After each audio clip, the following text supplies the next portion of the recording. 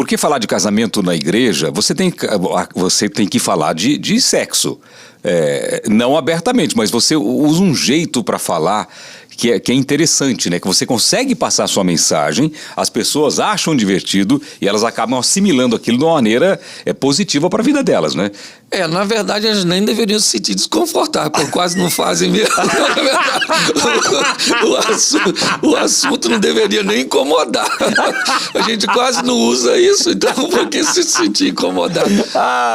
Mas é uma quebra de tabu muito. Na verdade, dinheiro, política, sexo, ainda são assuntos bem demonizados ao longo do tempo, certo?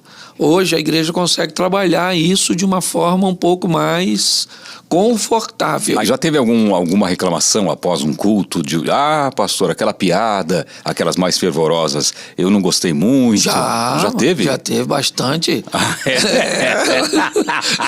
Qual foi a brincadeira que gerou isso? Lembra? Eu lembro uma vez que eu estava ministrando, durante as ministrações, eu ministrei 20 minutos só falando de sexo. E aí um senhor levantou e disse bem alto, falou, o senhor não acha que o senhor fala muito sobre esse assunto? E eu falei assim, o senhor tem quantos filhos? Já era um senhor de idade. Ele falou assim, eu tenho 8. Eu falei, pois é, meu senhor. Eu falo, o senhor fala. Aí ele sorriu meio sem graça, sentou e a gente seguiu. Quais são os conselhos que o pastor mais dá para os casais?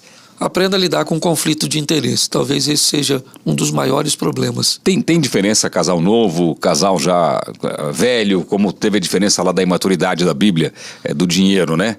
Tem diferença também? O casal novo tem algumas reclamações mais constantes e o casal velho, não aguento mais ele não liga mais para mim.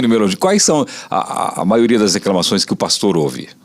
A maioria das reclamações é que o outro precisa mudar. O casal tem muita dificuldade de entender que para atingir 100% basta que um mude 50%. Tá certo? Então, se um muda 50%, o outro muda 50%, a somatória dos dois... 100%. Dá certo. O grande problema é que uma parte não quer mudar nada. O defeito sempre está no outro. Exatamente. Certo? Mas a imaturidade ainda é um dos maiores adversários do casamento. Imaturidade. Não tem a ver muito com idade, não. Porque tem homem de 50 que é uma criança. Isso aí, exatamente. Você vai conversar, eu na minha sala, eu tenho um baleiro com um pirulito. Quando o casal chega, às vezes me pede um conselho, eu não dou, eu dou um pirulito, dou uma paçoca, diz, pode comer, vai embora, que melhora isso aí. Porque é tanta infantilidade, sim. Ou então é aquela questão da recompensa, é aquele comportamento de foca. Eu faço desde que me dê um peixinho. Entendi. Tá certo? Então as pessoas querem sempre uma recompensa imediata. Elas não querem fazer nada para melhorar a médio e longo prazo. Então, eu vou fazer isso e ele vai fazer o quê? Eu vou fazer isso e ela vai fazer o quê? O que eu ganho por fazer isso? Entendi. Tá certo? Então a gente acaba ajudando as pessoas a olharem para si mesmo. Na verdade, não tem nada de novo, Celso. Casamento eu vou hoje, desde as periferias até os alfavilles. É tudo igual. É tudo igual, meu irmão. Não tem esse negócio, né? É complicado. Onde tem um homem e uma mulher... Já falaram que o casamento era uma instituição falida? Isso não é verdade, né? Não. Presta atenção. Casamento não tem problema. Isso é mentira. Quem tem problema são os bonequinhos que compõem o casamento. Quem tem problema são pessoas. Certo? Casamento não tem problema. Entendeu? Quem vai casar precisa entender que casamento é quase um sistema prisional semiaberto. Como assim? Você sai para trabalhar de manhã, volta para dormir em casa e tem um encontro íntimo lá uma vez ou outra. É mais ou menos isso, entendeu? Deve ter muitas reclamações do casal que não tem sexo, que não faz sexo, que não procura, um não procura o outro, e deve ter também aquele cara que quer toda hora. Deve ter esse tipo de reclamação, né? Tem, Os que querem toda hora é mais exceção. Tá. Tem alguns, bem poucos, certo? E tem crescido o número, pelo menos, talvez por causa da liberdade de expressar, as mulheres hoje querendo mais sexo que homens. É mesmo? Nós temos um grupo aí, irmão. Quer tomar um suco, pastor? Não, obrigado. Vou tomar um suquinho aqui. Tô na água. Mulher querendo mais sexo que homem? Tem isso aí. Mas tem mudado isso? Eu não sei, se tem mudado, eu não sei. Eu sei que tem chegado o meu conhecimento, você entendeu? Se mudou, talvez isso já existisse, mas elas tinham um pouco de... Como assim? Uma mulher que quer... Poderia ser mal compreendida. Uma vergonha de externar, né? Isso, isso aí. Mas os motivos pelo qual o homem faz sexo é um pouco diferente da mulher, né?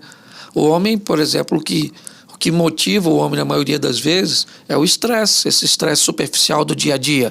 Isso motiva? Isso motiva. Se ele estiver estressado demais, aí não adianta, não, né? Tá.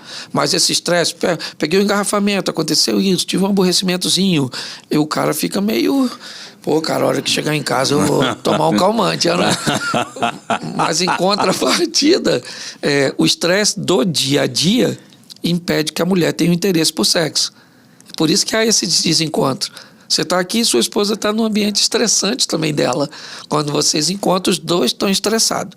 Ela quer bater um papo, conversar, falar para desestressar. E você quer fazer sexo. Pronto, já saiu faísca. Aí já era. Não tem um senso comum entre os dois, né? Isso aí. E é difícil entender isso, hein? Tem algum divórcio que é permitido?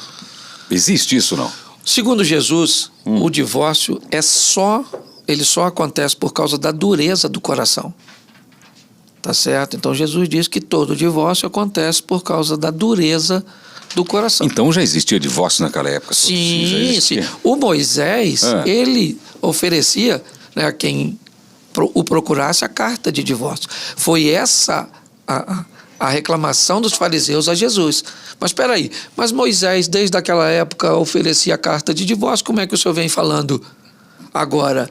Tá. Né? Aí Jesus disse, mas não era assim desde o princípio, certo? O casamento, ele é opcional, ok? Só que pessoas não sabem da seriedade dele, Celso. Então, se ele soubesse a seriedade do casamento... Qual que é a seriedade do casamento? Porque tem uma promessa ali, pelo menos na Igreja Católica, tem todo aquilo que o padre fala, que é na alegria, na tristeza, na saúde, na doença, que é até o fim, né? Então, a questão é o seguinte, quando as pessoas vão se casar, elas deveriam entender que elas vão eleger, nesse mais de 8 bilhões de pessoas no mundo, uma pessoa só. Uma pessoa. O casamento é monogâmico, biblicamente. Tá certo? Ele é vitalício, então é só troço ruim. Isso é uma pessoa só. Para sempre. É para sempre. Você vai ter que esperar essa pessoa morrer para você ficar livre. As pessoas dizem, porque há um texto bíblico que deixa o adúltero aprisionado, certo? Aquele que adulterou. Sim. E o outro fica livre. Entendeu? Mas mesmo para esse... o divórcio só vai acontecer porque há dureza de coração. O adúltero não quer mudar, a vítima que não quer perdoar, então sempre vai culminar nessa que Jesus disse que é... dureza do coração. Dureza do coração. Dureza do coração, certo? Então, as pessoas precisam entender que o casamento não é brincadeira, tá certo? E, para isso... elas precisam se tornar responsáveis. E é complicado. Eu vejo as pessoas com muita dificuldade de lidar com isso por causa dessa banalização. E fora que quando o casal que tem um divórcio se separa, é incrível que o amor se transforma em ódio rapidamente, né? Quer conhecer alguém, Celso? Se separe. Diz que ex é para sempre, né? Não, exatamente. Não tem. É igual radiação. Já era. Vai te matar devagar.